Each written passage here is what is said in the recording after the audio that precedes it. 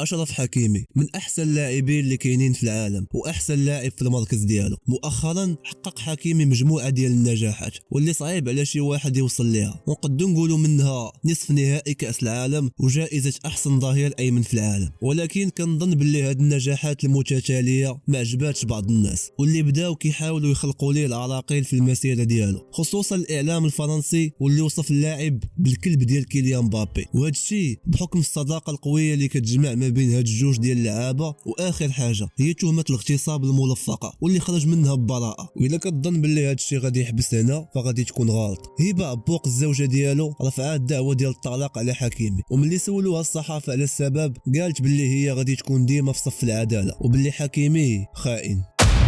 كاينين بزاف ديال التفاصيل في هذا البلان، فباش تفهم معايا الفيلم كامل خليك معايا حتى الاخر. قبل ما نبداو عطيونا لايك واشتراك، ما نطولش عليكم بزاف، مشينا.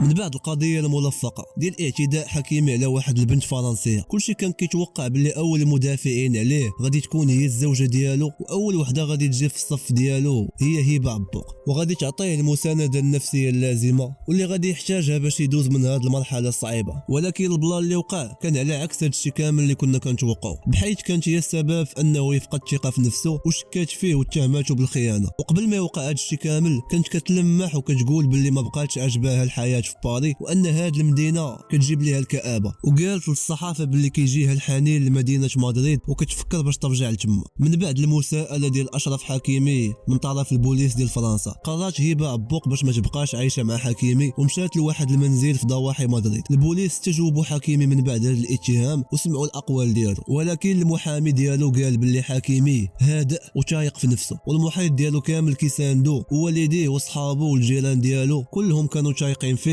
وكيشهدوا ليه بحسن الخلق. هبه عبوق بقات المده ديال شهر وهي ساكته وما قالت والو في هذه القضيه. من بعد ما دازت هذه المده خرجت بتصريح لوسائل الاعلام وعبرت على الغضب ديالها، وقالت باللي كتحس بالعار والخزي من هذا الشيء اللي دار حكيمي، وقالت باللي غادي توقف في صف العداله. وملي سولوها على العلاقه اللي بينها وبين حكيمي قالت باللي مستحيل يرجعوا لبعضياتهم وغادي تطلب الطلاق. وكيف ما قلت لكم، في الوقت اللي كان العالم كامل كيدافع على حكيمي والشعب المغربي كيدير هاشتاغات واي حاجه اللي تقد تعاونوا وتجي في الصف ديالو، هبه عبوق التزمات الصمت وفضلات ما تقول والو. وهذا الشيء اللي كان طرح بزاف ديال علامات الاستفهام. ولكن للامانه وسائل الاعلام العالميه قالت باللي قبل من هذا الشيء كامل كانوا واقعين شي مشاكل ما بين حكيمي وهبه عبوق، والمشكل ديالو مع هاد اختنا بدا في كاس العالم ملي كثر من الخرجات مع العائله ديالو، خصوصا الوالده ديالو والاخ والاخت ديالو اللي كان ديما فين ما كيمشي كيكونوا معاه، وتا فاش كان كيسالي الماتش كيطلع عند الوالده ديالو كيدخلها للتيران وكيبقى يشطح ويضحك معاها. في المقابل هبه عبوق ما كانش عاطيها قيمه قدام الناس وما كتمشيش معاه لاهم منصات التتويج. واخر حاجه هي جائزه دوبيست واللي كان فيها ضمن احسن 11 لاعب في العالم. بطبيعه الحال هي ما محتاجاش الشهره حيت السمعه ديالها سابقه، وممكن تشوفوا المشاهد اللي كتقدم في الافلام ديالها وغادي تفهموني شنو بغيت نقول. واللي قد نقول في هذا الفيلم كامل باللي التاثير الكبير غادي يكون على اشرف حكيمي، واللي كيدوز دابا من منعرج صعيب في المسيره ديالو واللي متعلق بنفسيه اللاعب. وفي كره القدم العامل النفسي شي حاجه اللي مهمه بزاف، ويا ما شفنا لعابه اللي قضات عليهم الازمات النفسيه وخلاتهم يساليو الكره. وكلكم غادي تكونوا لاحظتوا الاداء ديال حكيمي في الماتشات اللي فاتوا واللي كيبان فيهم باللي تايه وفاقد للتركيز.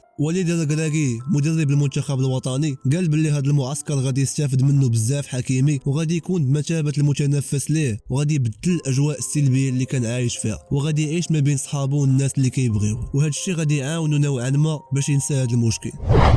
حكيمي غادي يتاثر بزاف في هذه المرحله من حياته، والضربات غادي تجي من كل بلاصه، ولكن حنا كشعب مغربي كنوقفوا معاه وكنجيو في صفو وكنتمناو يتجاوز هذا الشيء كامل ويرجع لينا احسن من الاول، حيت بطبيعه الحال كنتسناو منه بزاف والمنتخب محتاج ليه. هادشي اللي كان عندي اليوم، كنتمنى يكون الفيديو ديال اليوم نال الاعجاب ديالكم. ما تنساش تخلي لي لايك واشتراك، وعطيوني الاراء ديالكم والاقتراحات في لي كومونتير. كان معكم سكانومان، نتلاقاو في الفيديو الجاي والسلام عليكم.